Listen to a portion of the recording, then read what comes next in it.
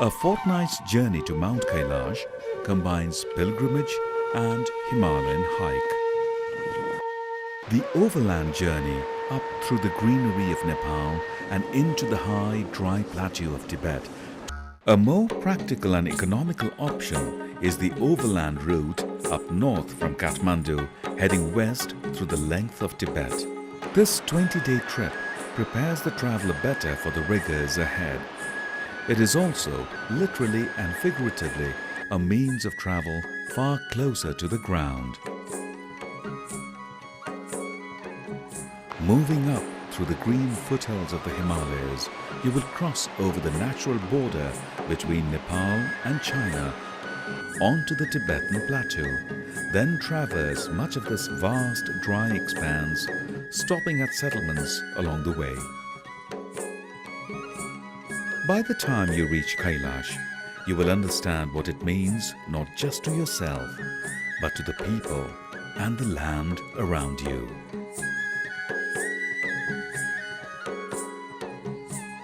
For Gunjan, her husband Neil and cousin Aruna travelling overland to Kailash, it couldn't have been soon enough. They've wanted to go to Mount Kailash for so long.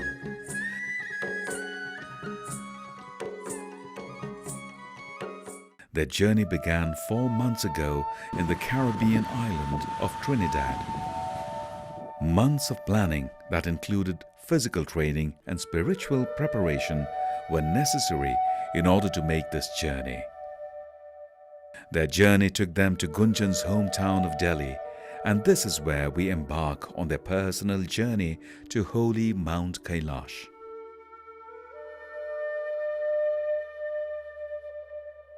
Finally here at Delhi's airport, leaving Delhi to go to Kathmandu, which is officially the start of our journey. This place, particularly India Explorer, this gave us the perfect start because it has like these big lingams and all the Indian spirituality attached here separately, which seems like such a perfect start because we are in that mindset now, and it has all kind of different books and different experience and lingam and a healing pool in the middle where we dipped our feet and our hands and we're feeling healed already a little bit. And from here we start, and we don't know how the journey would be, but this place has given us such positive vibration.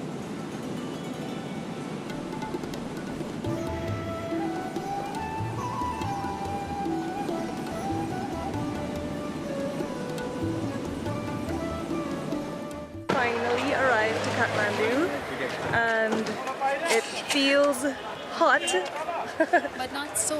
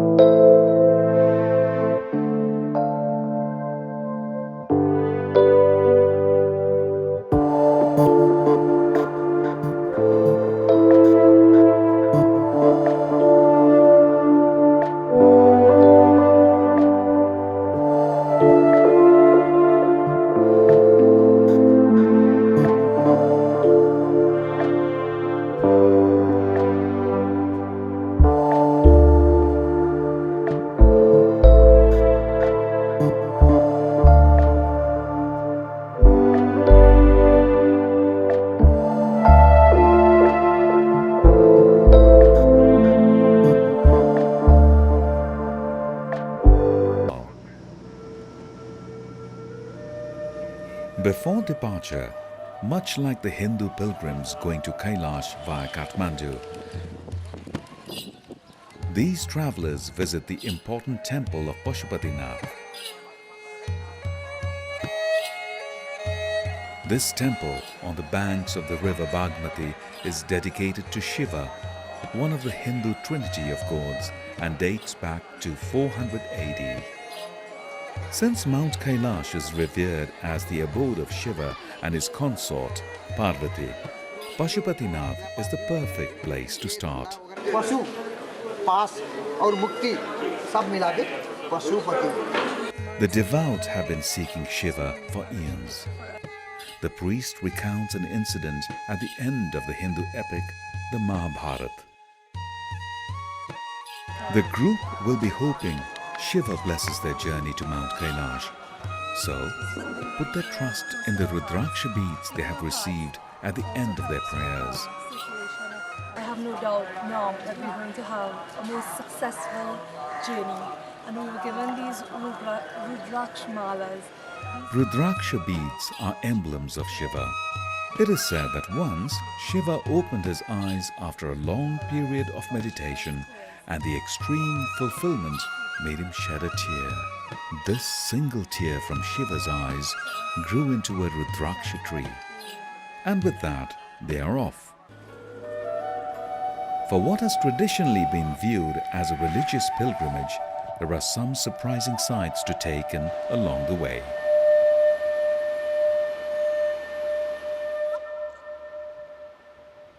And what is a journey without the dread hand of bureaucracy is believed to be done with the formalities at the Nepal-Tibet border and keen to move on. Hi, so behind us is Friendship Bridge, the border between Nepal and Tibet, China, and we just crossed with some very strict immigration, very meticulous immigration. And our next stop is Nyalam, which is a very good place for acclimatization. We'll be there for a day. It is at the border that the real overland trip begins. The group has arranged for a private trip and joins the crew from Lhasa, comprising an experienced driver, their guide and a cook. A well-equipped four-wheel drive and a supply truck will now make the long and arduous journey to Kailash. It's a long 885-kilometer haul from the border town of Jangmu to Kailash, and it will require 5 overnight stops. But there's plenty to see along the way. The Trans-Himalayan landscape makes for a dramatic contrast with the lush greenery of the Himalayan foothills to the south, thanks to the natural barrier formed by the Himalayas.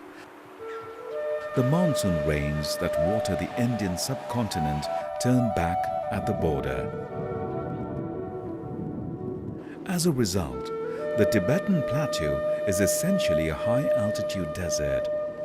The prospects for agriculture are limited, and many Tibetans still rely on livestock to make a living in this harsh land. Tibet is not just remote, it looks like another world. The mountains are spectacular, the glaciated valleys are wide, and the horizon is vast and empty.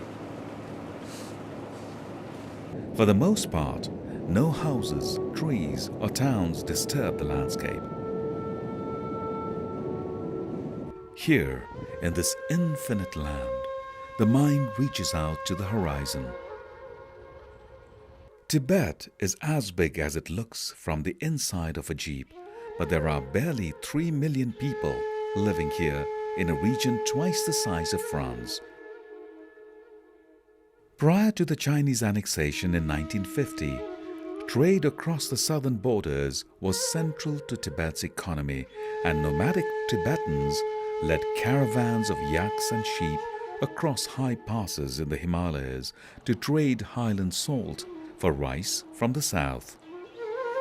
Today, the caravan trade is dying, thanks to border restrictions and the easy availability of both Indian salt and Chinese rice.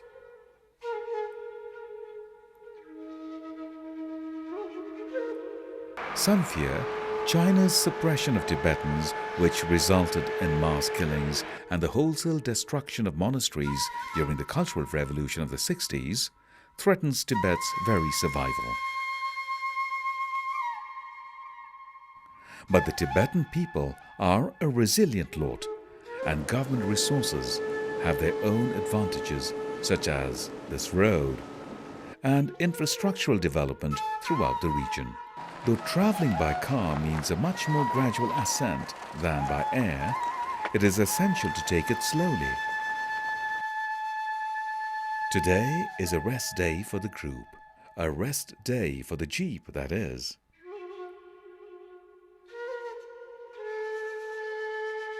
We're here at beautiful Nyalam. We arrived last night, went to bed, and woke up this morning to a hearty breakfast, and we are currently on our acclimatization. Aruna, Gunjan and Neil have to get some practice while getting used to the altitude. It was one hot climb back up because of the thin air here, and as you can see we are really breathless, but feeling really nice, really good. This environment is so charged with like bounty nature and streams flowing, and it's just, the camera cannot capture what we're seeing. Back on the road, the weather seems to be mimicking how the group is feeling. But then the sky is clear, and so is the travelers' heads. Their excitement as they near Mansarovar Lake and Mount Kailash is palpable. Driving to Mansarovar now, Lake Mansarovar, which is one of the highest freshwater lakes. And from there, we'll go to our base camp from where we'll start the circumambulation. All of a sudden, the weather has changed and it has started to snow, as you could see. So we're getting there, but we're getting there very slow because of the sudden change in the weather. See you at Mansarovar. And who would begrudge them such excitement? Mansarovar has to be seen to be believed. So we just saw Mansarovar Lake. We are about 15 minutes away from reaching, but we are still able to see, and I wish you could see what we could see right now. All you see is the prettiest blue ever. So pretty. So eagerly awaiting these 15 minutes to go so that we can finally reach to Mansarovar. The Tibetan plateau receives hardly any rain and less than 10 inches of snowfall a year.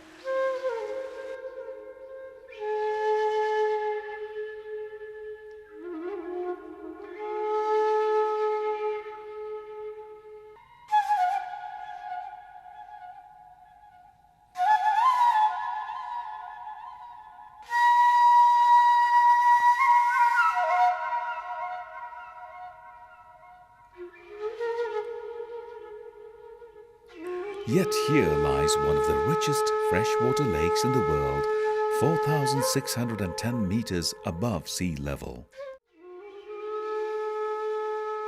This incredibly beautiful lake, fed by the glaciers of the surrounding mountains, is 88 kilometers round and up to 70 meters deep.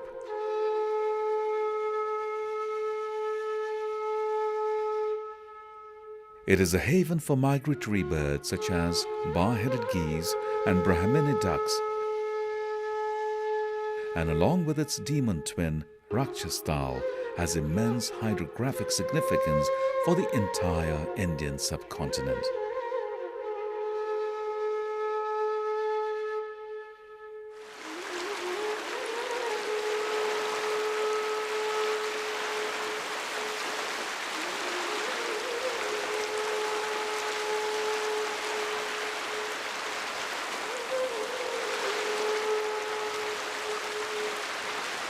The area around Kailash is a source to four of the longest rivers in Asia: the Indus, the Satluj, the Karnali, which is a major tributary to the Ganges, and the Brahmaputra.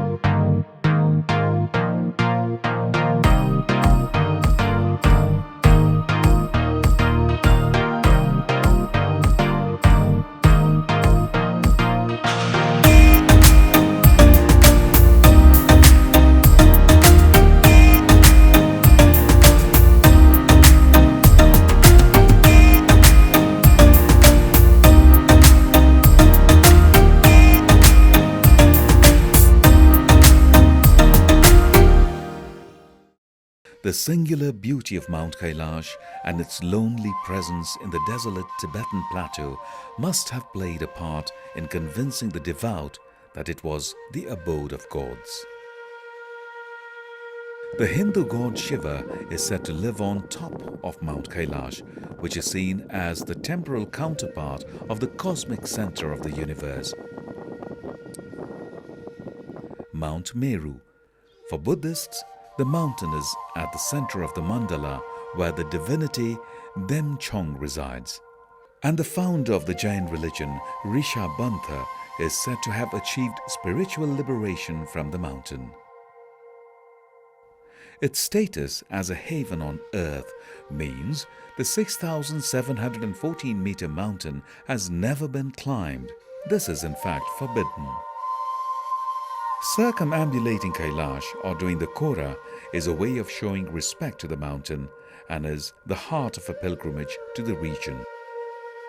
People have been coming here for thousands of years, and despite a period from the 1950s to the 1970s during which the Chinese government stopped pilgrims from visiting, today thousands of pilgrims from across the region come to Kailash.